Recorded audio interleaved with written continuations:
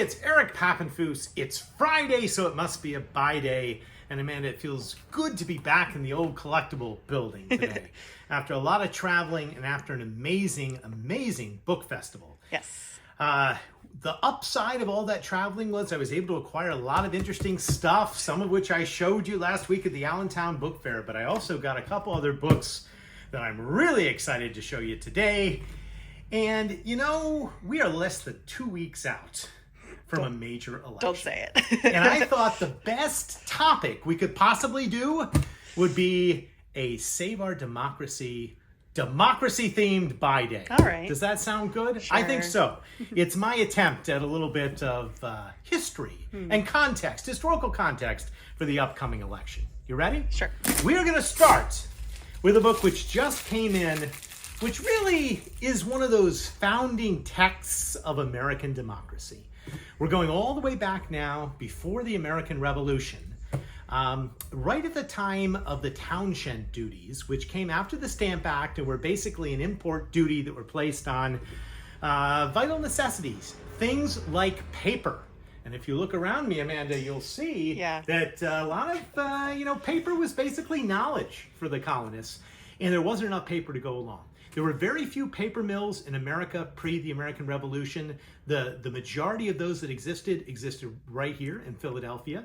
And if you remember, Christopher Sauer and his Bible was one of the first Bibles to be published in American paper. But despite those paper mills in Philadelphia, there wasn't enough paper to go along. And so when the British put an import duty on paper, as well as other things like glass and lead and paint, it caused great consternation for Pennsylvanians especially. And an amazing American political tract was born called The Letters from a Pennsylvania Farmer. Are you familiar with this text from school days? It sounds familiar. Well, it was written by not a Pennsylvania farmer, but a Pennsylvania lawyer by the name of John Dickinson. And but it was originally published anonymously, so there was some mystery as to who wrote it. A lot of people thought Benjamin Franklin may have written it. And it basically said that the British government, Parliament, could not tax the American colonies because we shouldn't have basically taxation without representation. So the first, and this was the first treatise, Amanda, to publish in America to really reach a worldwide audience and worldwide acclaim. And what's interesting about the edition that I'm going to show you is that it's actually the French edition, and it's much rarer than, scarcer than the American edition. It was published with a false Amsterdam imprint. They used to do that when they were trying to, not reveal where it was coming from in France. And what's really interesting about the French edition is that it includes multiple pieces by Benjamin Franklin. Here's the title page for the letters of the farmer from Pennsylvania. But this intro is NN, anonymous, is actually written by Franklin. And I don't know how good your French is, but you can probably figure it out. He basically says down here that you've got to have representation if you're going to have taxation. Franklin took Dickinson's work, which appeared in all the American papers, sent it to a friend of his in France and said, publish this and get this out, because French was probably the common language of Europe at the time. There's also another little Franklin treatise in the back.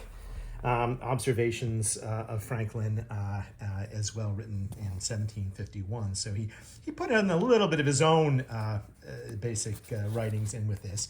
But it was circulated in Europe, and it was also popular in England, and so you had, and published in Ireland as well. You had many different editions. And the argument was no taxation without representation, and the representation is the key. It's important to note that Dickinson was not a revolutionary. He did not favor rebelling. He just favored reforming. And he was in favor, with a very moderate tone, of getting the British government to see reason and hopefully extend democracy in ways that it wasn't currently being extended. Of course, this does not work. Dickinson goes on to actually begrudgingly accept the Declaration of Independence and supports independence, but it's hard for him because he really wanted to see if he could remain within the British Empire. All right. So now we're going to move forward in time several generations into the 1830s, Amanda. Okay. And we're going to talk about the most important book really ever written about American democracy. And ironically, it wasn't written by an American at all. It was written by a French nobleman by the name of Alexis de Tocqueville. Now this I do remember. And, okay, this book has the distinction, Amanda, of being the most expensive book I have ever purchased. Wow. Now, I don't often buy very expensive books, but when it comes to sort of quintessential works on political theory, you know there's going to be an audience for a book like this. So I paid several $1,000s for this book, Amanda, but it is in fact the first English translation of de Tocqueville's Democracy in America. Cool. Now, de Tocqueville would publish this first set in 2 volumes. He'd have a follow-up that he would publish a little bit later. You can see the date is 1835, and his reflections are really about Jacksonian America. I like this as well because it has a wonderful map. I'm going to be very careful with it of the United States at the time. Look at that. That sort of represents de Tocqueville's travels. And it is the original binding, too. It's a classic sort of 1830s binding, which is really, really nice. Very, very hard to find. I'm hoping that it will sell quickly and it will sell to maybe an institution because it is such an important work. Now, from school, do you remember what de Tocqueville's main argument was about democracy? No, see, now that's you've a lost tough me. one. All right, well, he argued that he was very complimentary of Americans. He said that in America, there was the greatest amount of equality of anywhere in the world at the time. And that may be true, even though we had our own issues with equality for sure. Relative to other countries and other states in the world at that time, America was progressing to a more equal country.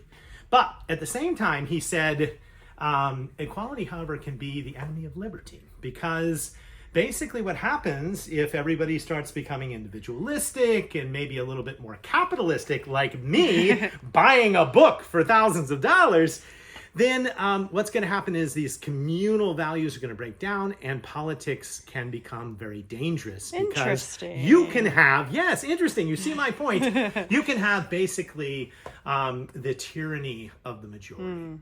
And I do think that we're at a point right now in our election cycle where regardless of what side you're on, and you probably know what side I'm on, but regardless, you probably fear that the other side is going to take away your liberty. Because, and this is what de Tocqueville foresaw, and he also foresaw this becoming an increasing problem in American society as a sort of communal, fraternal type of organizations broke down, the church broke down, people became more secular, more driven by money. It was all going to be about the strength and tyranny, potentially the majority. And I think we fear that, and I think there's a potential that the aftermath and the backlash of this election will culminate in Tocqueville's nightmare and his warnings, and could potentially lead us to places we don't want to go. But that's why the book's so important, and what a great book. I would say this is now the most valuable book we have at the Scholar as well. And it is right up there with great works of political theory, and maybe the most expensive book if we're able to sell it. Keep watching, and we'll update you if we are able to sell de Tocqueville. All right, we're going to have one more democracy book because, well, I'm going to make a point, another point. And did you know that prior to this election cycle, Amanda, there was an American politician who actually was mayor of a major municipality, who was mayor while in jail? No. And he has the distinction, Mr. Curley. Here he is. This is an autographed. I like about this book because it's a history of Boston, which he didn't write, but nonetheless he autographed and signed. And he's in the index not only once but twice because he's elected multiple times, so he gets double photos. But unfortunately, Curley was a big machine boss. He was a Democrat, but he basically gave contracts to family members. He told people, the way things needed to be, and he was indicted for fraud and racketeering and all sorts of things. And he went to jail. But did he resign, Amanda? Of course not. He did not, no. And actually, the deputy mayor sort of ran day to day while he sat in jail. Interesting. And It's just proof that you can actually have indicted politicians winning Great. election and, governing from behind bars. Can you Fantastic. imagine what Tocqueville would have thought of that? But that is not our funny book. That is our tragic book of the day. And we are going to end with a funny book because we need a little levity after that serious conversation. I went to a birthday party over the weekend, and it was a family birthday party. We had a great time. We had a cake, and it made me laugh this morning when I was sorting through some books, and I found this book, which is Cake Bricks. And it is a history, of all of the worst cake mistakes ever. I do like the one on the title. They go in and they say, yes, best wishes, Suzanne. And then underneath that, you write, we will miss you. They took it literally. Underneath that. You can even make mistakes with books on cakes. That's what I didn't know. And that's what I'm going to show you. Oh, no. Here's a birthday cake. That one's good too. But here's a birthday cake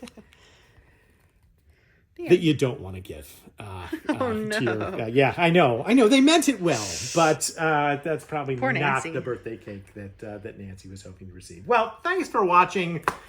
I hope you'll watch next week and every week, Fridays at noon, for more adventures in the world of books.